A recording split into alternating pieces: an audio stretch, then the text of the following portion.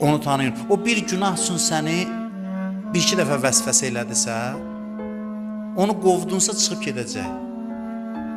Bir dəfə, iki dəfə, üç dəfə. Bilirsiniz necədir o? Bir şey görərsən ayağı yerə vurarsan, qaçar elədi. İnnə keydə şeytan kana zəifə. Quran buyurur o zəifdir. Sadəcə olaraq bəsit məsələlərdə biraz ağıl işlədin.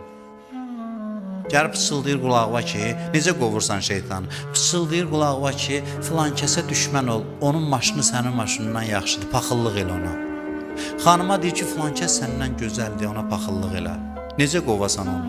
Əlvi qaldırasan, deyəsən, ilahi ona daha yaxşı maşın getir, ilahi onu qoruy, onun üzünün nurunu daha da artıq elə. Çıxardırsan cibindən sədəqə verirsən onun salamatlığı üçün, şeytan deyir ki, bu dəliymiş. Bu dəliymiş, gedim bir başqa adam tapım azdırmağa. Bunun başı işləmir. Mən gəlmişəm onu vəsvəsə eləyəm, ona qarşı qoyam, onu dua eləyir, onun əvəzindən sədəqə ilə cibindən pul da verir.